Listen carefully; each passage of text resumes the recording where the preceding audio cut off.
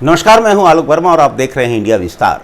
2022 के विधानसभा चुनाव में यूपी पर कौन राज करेगा, इस पर माथापच्ची जारी है। उत्तर प्रदेश में हर एक पार्टी अपनी जुगत में जुटी हुई है। हर जाति का समीकरण बिठाने से लेकर विभिन्न तरह से सम्मेलनों, यात्राओं का दौर जारी है। यूपी की राजनीति की दिलचस्प गाथा देख सुन रहा वोटर लेकिन अभी बिल्कुल खामोश है। वैसे उत्तर प्रदेश के राजनीतिक इतिहास के साक्ष्य ऋग्वेद युग से ही मिलने शुरू होते हैं।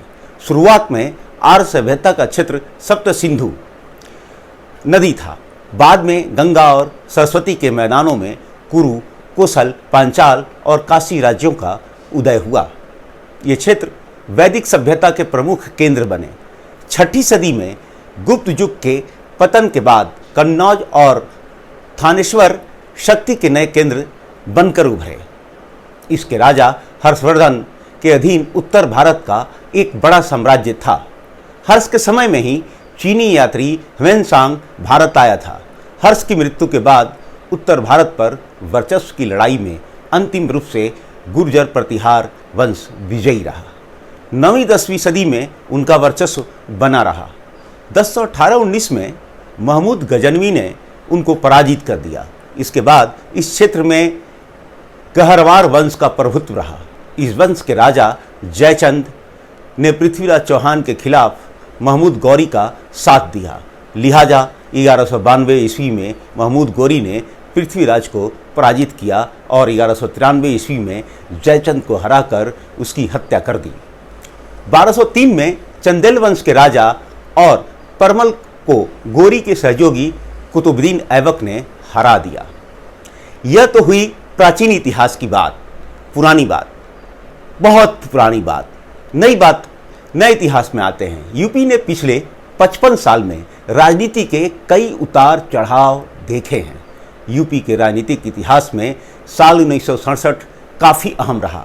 देश की स्वतंत्रता के बाद सन 1967 में प्रदेश में सत्तारूढ़ कांग्रेस पार्टी में विद्रोह हुआ। तत्कालीन किसान नेता चौधरी चरण सिंह ने कांग्रेस से अलग होकर भारतीय क्रांति दल बनाई। उन्होंने प्रदेश में पहली बार गैर कांग्रेसी सरकार का गठन किया। 3 अप्रैल 1967 को बनी इस सरकार ने 328 दिन राज किया। साल 1975 में कांग्रेस ने पूरे देश में आपातकाल घोषित कर दिया।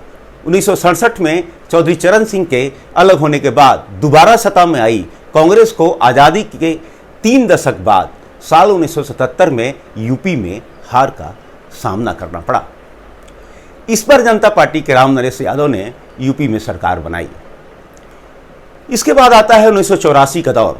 1984 में इंदिरा गांधी की मौत से उपजी सहानुभूति की बदौलत कांग्रेस ने एक बार फिर 269 सीटों पर विजय हासिल कर सरकार बनाई। यह कांग्रेस की यूपी में आखिरी जीत थी। बोफोर्स घोटाले की छीछाले दर के बाद 1989 में कांग्रेस पार्टी ने जनता दल के नेतृत्व में राष्ट्रीय मोर्चा की सरकार का नेतृत्व किया। जनता दल सबसे बड़ी पार्टी के रूप में उभरा और भाजपा के समर्थन से यूपी में सरकार का गठन हुआ। इसके बाद 5 दिसंबर 1989 को मुलायम सिंह यादव मुख्यमंत्री बने।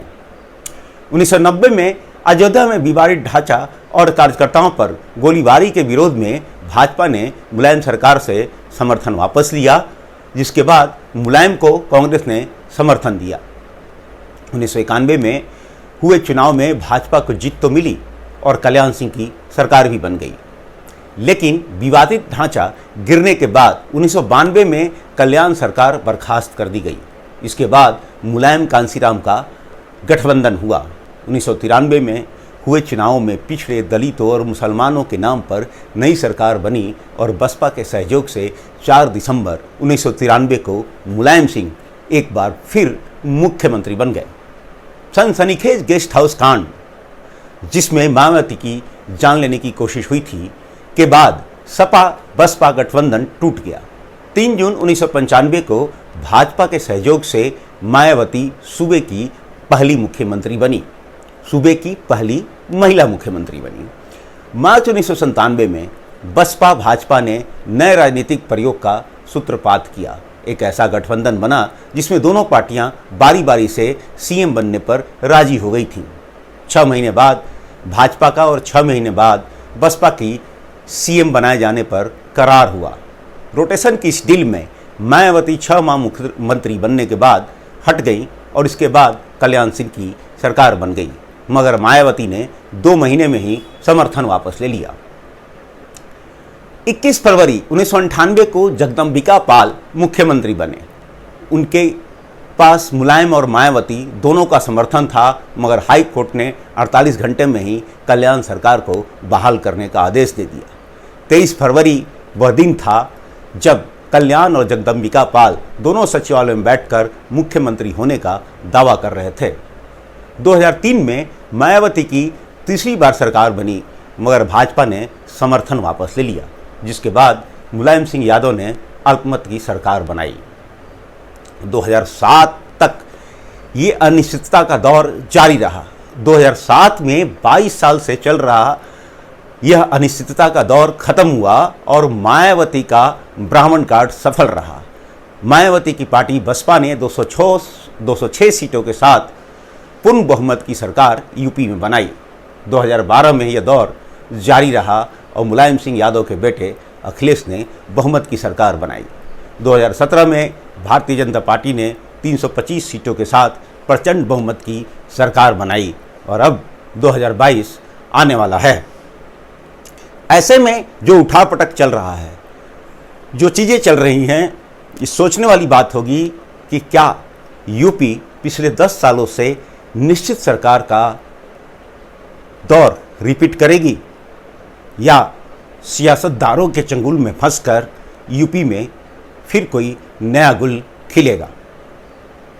यूपी की राजनीति से जुड़ी फिर एक नई कहानी के साथ जल्दी ही हाजिर होऊंगा। तब तक के लिए नमस्कार।